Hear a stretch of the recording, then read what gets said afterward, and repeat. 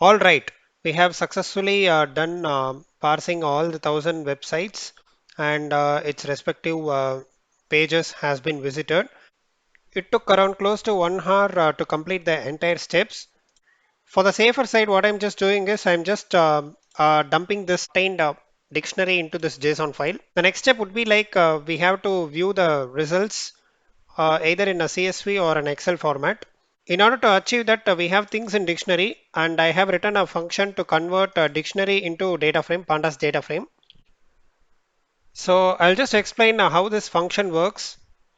So converting a dictionary into data frame. So it accepts the dictionary as the keyword as the argument and the main key name. The main key name is here is the URL. So these are all the variables that helps in creating a dictionary into the data frame format. So we would be just collecting all the columns that we have from the dictionary and just creates a data frame, empty data frame. Once that is done, I would be iterating each and every dictionary items and I would be just appending those elements into the dictionary data frame of what I have created here. So once the iteration is done, now our dictionary is ready. Now the dictionary is in the format of converting into a data frame format. So it should be like it should have a key and the value should be in the form of list. That helps the pandas to convert a dictionary into a data frame format. And finally, we would be just returning the DF. Once the DF has been returned, we'll be just converting into a CSV and I am just naming it as final result.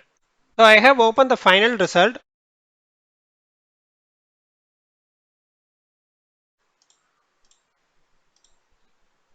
So this is how our CSV looks. Let's just focus on how many URLs that we have detected.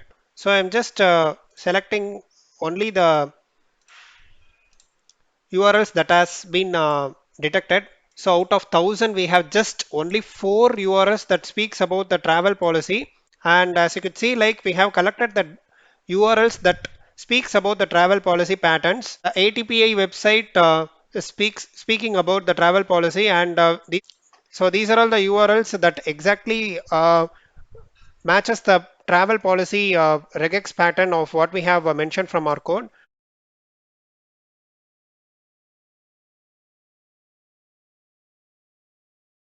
So out of 1,000, we were able to capture only 4. I'm going to reveal about another CSV file. This CSV file is what we have constructed and developed for our client, and this includes some extra filters as well as some depth limit that has been added. So we can find and compare the results of what we have achieved and what we have written for now.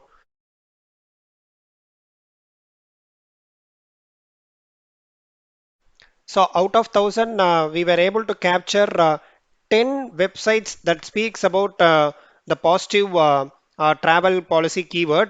This is because why we have less in number is we have reduced the keyword search, we have reduced the depth limit, and we have some certain constraint.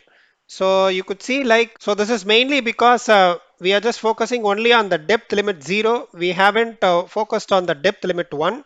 And the another reason is we have set the threshold to check only for 50 links. In turn, we have the difference in count. Even though our keywords as well as the collected links threshold has been set to a minimum number, we were able to capture at least 4 out of 1,000 websites. So if you want to improve your accuracy as well as the amount of coverage from a particular website, then we have to increase our threshold as well as the depth limit, and we can add some more positive keywords here, or else removing some of the keywords from the blacklist also helps to improve our coverage. That also helps us in achieving more number of website findings. Thank you for watching this video. I hope you have got better understanding about extracting the content from multiple websites by using our generic extraction logic. If you have any questions or concerns about this, you can post a comment below. We'll be ready to answer to those questions. I'll come up with another interesting scenario in the upcoming sessions. So stay notified for more data.